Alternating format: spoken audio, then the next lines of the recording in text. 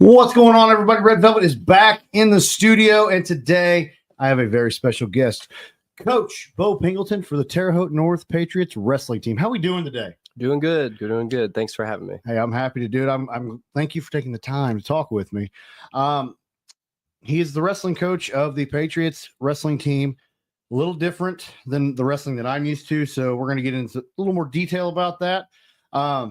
But for real quick, can you give a background about who is Beau Pingleton? Yeah, so I graduated from Northview High School in 2008, and after that went into college at ISU, started coaching and continued coaching after college. Coached for 1 year at South Vermilion. I've coached several years at Northview, and then in 2016, I was the head coach at Terre Haute North and have been there ever since. Oh, wow. Quite a journey. So yeah, it's my 9th year here. That's awesome. Yeah. What got you into wrestling? Wrestling's a tough sport, and it's not for everybody. It's a lot of grinding. So what made you want to say, hey, I want to be a wrestler? Yeah, kind of unconventional. I talk to my kids about this all the time. So I really love sports. Grew up loving football, grew up loving basketball, any sport you could find, I wanted to do. Wrestling's been in my family, my whole life. And I think my parents tried to push me into wrestling early and it didn't quite stick. But I tried out for the basketball team 3 straight years in middle school. And I never made it. So my 8th grade year, I finally decided to give wrestling a try. And, it wasn't something I walked into with a lot of success, right off the rip, but for something I'm grateful for, giving it a chance. And, it's really changed my life. Oh, yeah. Once you commit to it, it's pretty cool. It's a good feeling. And I commend anybody that's wrestled, has done it. I was terrified of it. I thought I wanted to do it, but no. Yeah, we see that a lot. Kids are apprehensive. It's a new sport you don't see on, ESPN traditionally, but, it's got kind of the both sides of being a team and individual sport. You have to really work at it, and, the results are just you out there versus another person, which is pretty unique as far as a sports standpoint goes. Oh, yeah. A lot of problem solving on the fly. Yeah, and just adversity you have to overcome yourself, you have to be able to face those challenges and overcome them. And yeah, it's really special if you give it a chance and, buy into whatever you're wanting to do within the sport. Mm-hmm. Yeah. Well, so then you wrestled. You get graduated, you go to college. What made you say, I'm going to coach? There was a point in college where, I think that first year you're trying to figure out what you want to do with your life. And originally I was a business major, and it was fine, but I really started to think, what I was passionate about and what I would enjoy doing. And I remember reflecting on like wrestling, and I was blessed to have a really great coach and great experience. And I ended up changing my major to physical education and started my coaching journey, just helping out with, Northview High School and college, and making that full transition to education so I could teach and eventually coach. What subject do you teach? PE. Oh, duh. Yeah. We kind of had the opposite. I went into college as a PE teacher and left as a business major. Oh, yeah. That's funny. Yeah, that's unique. To each their own, but it wasn't something I think I knew I wanted to do, all the way throughout high school. But once I was in college and I started to get involved from the coaching side, just, a little here and there, I've been really fortunate to be surrounded by some really good people throughout the Wabash Valley that kind of helped guide and shape who I am today. And no regrets. I absolutely love what I do. And I'm glad that we came to this point. Yeah, good. Looking ahead, we've got wrestling season. You just had your first official practice this past week. Yeah. How was the first week back at it? It was great. We have a great group of kids. We have a lot of returning kids from last year. A big team, is really high energy. Kids have really bought in. So I'm really excited. Good. Yeah. Good. Got conference. You're in the conference, Indiana. Mm-hmm. Who's some of the big competition in this conference? Yeah. In conference Indiana, there's no easy path. Every team is very competitive, great coaches on every team as well. So To earn a conference title, you're going to have to really earn it individually and as a team. So Bloomington South won it last year. They got a lot of people returning as well. Terre Haute South was runner up, and they're always well coached. So, I mean, like I said, all the teams 1 through 6 in that conference are really tough. So it's always a challenge. Okay. Who are some of your, I don't say top tier, but who are returners? Who are some of your returners? Yeah. So we have 9 out of 14 kids returning from last season in our lineup. A few key ones would be Griffin Osborne. He's a senior and he was a state qualifier last year. He wrestles heavyweight. He was also all conference. Caden McGrew, who's a senior, he was a semi-state qualifier this year and was all conference honorable mention. Aiden Muncie, he's a 2-time semi-state qualifier. Cameron Ball, who was a regional qualifier for us, and then Cole Ball, he had over 30 wins for us. He's a senior this year.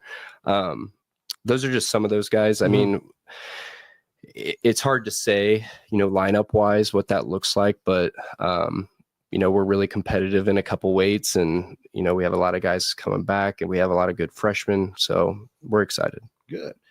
Who's your first? You got a first duel or is it tournament first? Which one you starting the season with? So our JV is going to square off against North Central Farmersburg on November 19th. That's at Terre Haute North. Varsity wise, we hit the road. We go to Edgewood High School on November 26th. That's Wednesday. It's an invitational. We'll wrestle 5 teams. Okay. Yeah. Walk me through the wrestling process now. There's no classes at all. Right. Well, our state tournament is one big class. So there's no like 1A, 2A. It's, I think there's 360 some schools in Indiana. It's one pool of kids competing for a state title. There is a team state dual tournament that's held the first weekend or second weekend of January.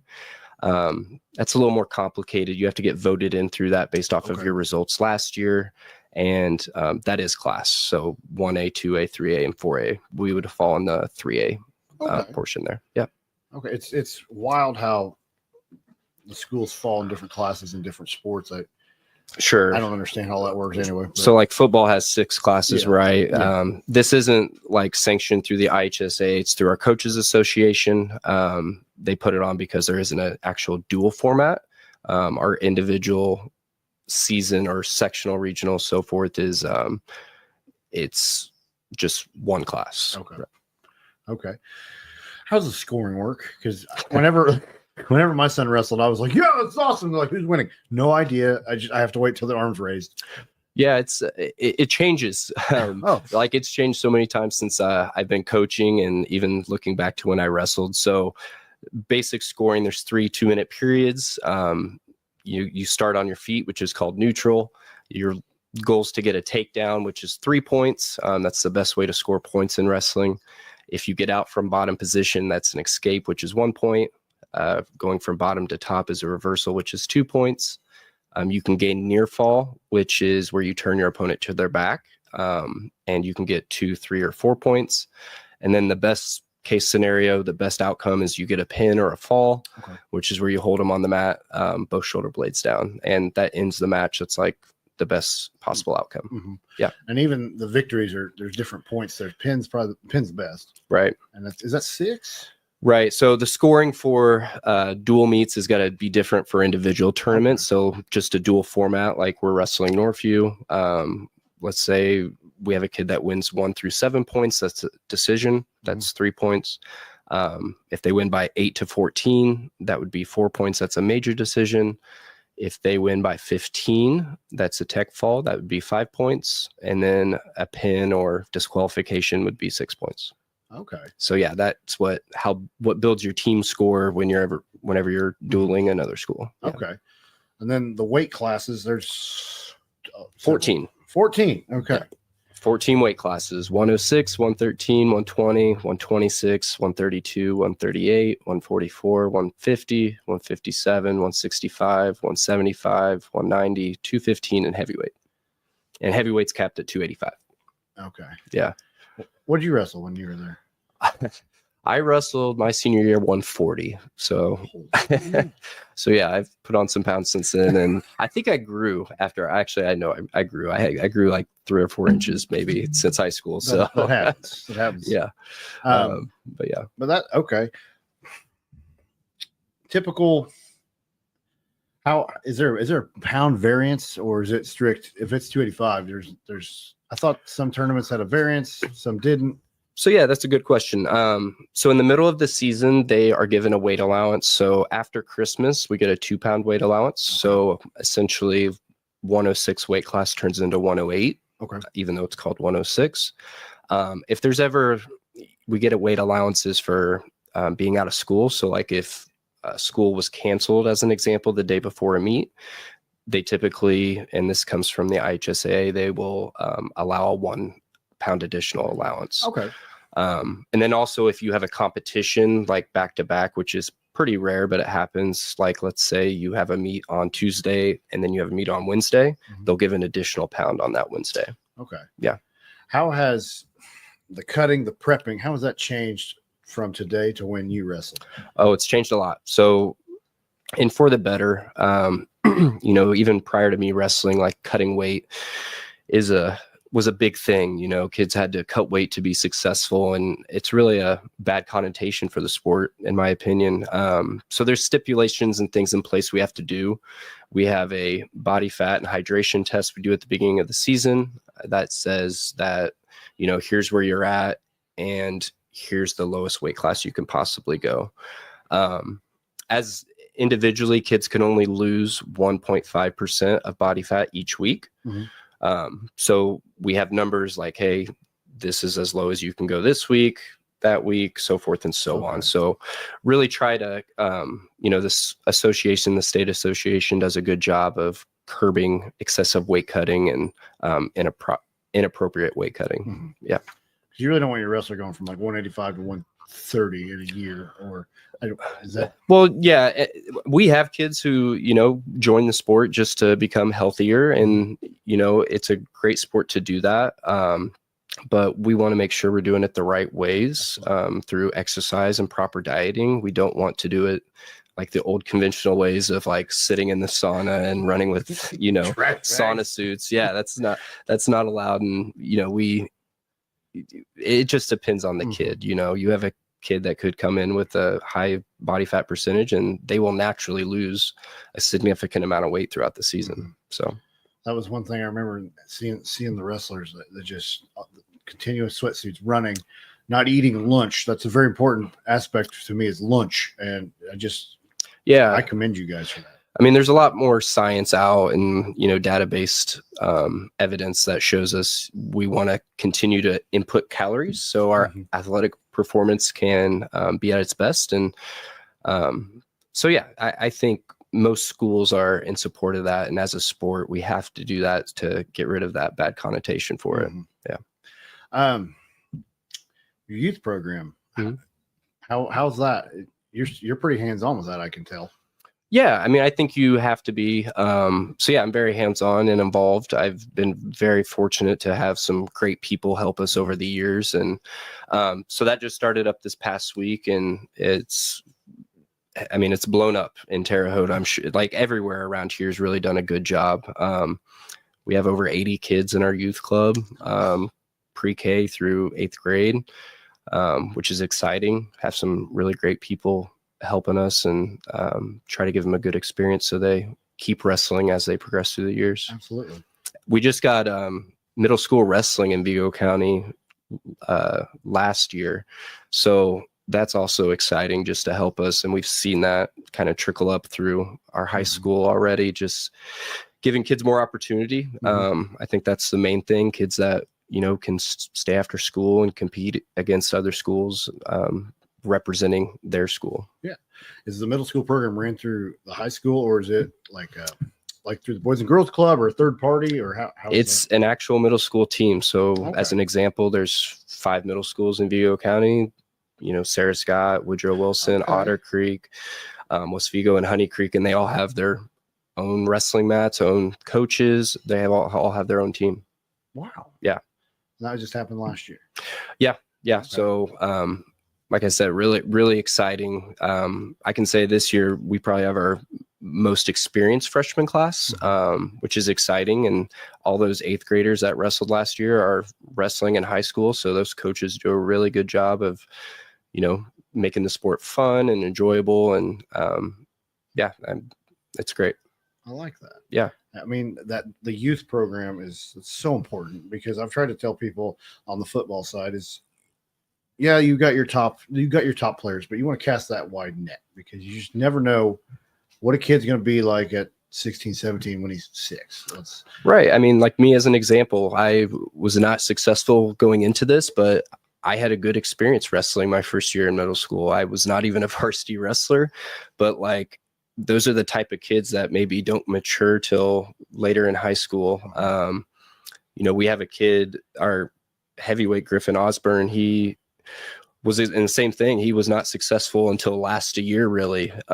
He didn't win hardly any matches in his first 2 years and started as an 8th grader. And it's cool to see that. If we don't cast that wide net, then we might lose out on some of those kids. And we want to give a lot of kids that opportunity. Absolutely.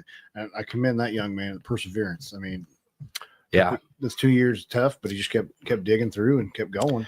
Yeah, he's just one example. We have kids, and I'm sure a lot of local schools have those type of situations, but those are like the really cool things to see. Those kids that really develop and put in the time, and it pays off for them eventually. So one question I forgot to ask back then, your rivalries. What rivalries does Terre Haute North have? Well, obviously Terre Haute South, that's our crosstown rival, but I would say everyone on our schedule is a rival. We want to win them all. We don't, I would say we don't put too much weight on just individually who we face each week. Like, our season isn't going to be defined by beating Terre Haute South or Northview or West Vigo. It's great to win those, and it's good because the community and the school and, the kids get really excited about it. But we take it week by week. That's what it's about. We want kids to wrestle their best in the sectional, honestly. So it's great to win those, but it's better to move far in the state tournament. Who's all in your section? There's 11 teams. Let's see if I can name them off the top of my head. You got Terre Haute North, Terre Haute South, West Vigo, Northview, Owen Valley, Edgewood, Sullivan, Brown County. I'm only at 8. I'm not doing very good. It's okay. Bedford North Lawrence. Okay, that's a Bloomington North, Bloomington South. There we go. There 11. You go. Yeah, just took you a minute. Yeah, so 11 teams. That's quite a section. And top 4 individuals move on. Okay. Now, as they get further in the tournament, so the top 4 sectional, what about regional? Is it still top 4? Yes. So 2 sectionals feed into each other. So 4 and 4, 8. And then the top 4, you have to win that first round to advance to semi-state. 4 regionals tie into a semi-state. So 16 kids total. You have to win your first 2. Top 4 advance from semi-state to get 16 total at the state finals. Okay. Yep. And the state finals, it's 2 days. Correct. And walk me through that before I butcher it. So it's a 16-team bracket, or excuse me, a 16-person individual bracket. They wrestle the first round on Friday. It used to just be Friday night, but they've made it to where it's 2 different sessions. You have to win your first one to make the podium. So it's one of those win and move on, lose and go home situations. So it's probably one of the more exciting points of the season if you can make it that far. And so top 8 make the podium. Top 8 make the podium. Okay, I like that. I got to watch the state finals on the TV, or not the first round anyway. We had Northview had a wrestler, Brandon Brewer was there, and it was just fun to see that atmosphere. I want to go in person. I just haven't made it yet, but I hear it's quite an experience. It is. It's really special. I think that's one of the things. Like, looking back, wrestling's in my family, and I had a cousin who made it to the state championship match when I was in middle school. And I can remember going and watching that, and really had a big impact on me. Like, oh, I want to do that someday. And getting there and seeing it in person is really special. It's, at our dual meets, we do a good job here of getting people in the stands, but when you have that much energy and that many people in Gainbridge Fieldhouse, it's pretty cool. Is the finals, don't they bring the spotlight in, they shut the lights off, and just yeah, and it's a big crowd, and all eyes on you, so it's really neat. If anybody's watching that has a beginning wrestler or someone who is wrestling, definitely take them to see that in person. Okay. One other question, have you heard about Real American Freestyle? I have, yeah. So that's cool. To be honest, I don't know a lot about it, but it's exciting that these guys are getting an opportunity to showcase their skills and make a little money that way too. So, well, when I first heard about it, because it was founded by Hulk Hogan and Eric Bischoff, two icons in the professional wrestling business, and I was like, "What is this?" And they said it's unscripted. I'm like, "Well, how's this going to work?" But then, unfortunately, Hulk Hogan passed away before the first event. But I was watching clips of it, and buddy, I'm hooked on it. I don't know, it's like the best wrestlers in the world come together, but they also have title belts. So that's where the showmanship for me comes in. But those clips I've been watching, they're wild. Those guys are fantastic athletes. Yeah, and girls. I mean, they have a girls card too. It's kind of like the UFC meets, our traditional wrestling, and it's really, really cool just to put the spotlight on them, and hopefully it keeps evolving and improving. I think it's got a lot of traction right now. So, it's really, really exciting. And, college wrestling is one part of that where, kids are getting to compete at a high level. And then there's, we have world events and then the Olympics. And this is another way for them to, stay in the sport and make a living. Yeah, showcase those skills. I mean, It's if really you haven't checked out Real American Freestyle, check it out on social media. It's pretty cool to see. Yeah. And one other question: do you have any match day rituals? I always ask coaches, do you have a game day ritual? I don't know about game day ritual. I'm very OCD. So I'm very I will have what I'm wearing laid out and prepared. I try to stay calm. So really try to center myself a lot. On match days, there's a lot of anxiety that can happen from your kids. And I think, or actually I know they feed off of you. So if you remain calm and centered, they will do the same. So I wouldn't say, as far as I have to wear the same thing every time. But just try to be as organized as possible and as prepared as possible. Try not to let any of the pre-match or tournament anxiety get to you, and try to focus on what it's all about, and that's just having fun.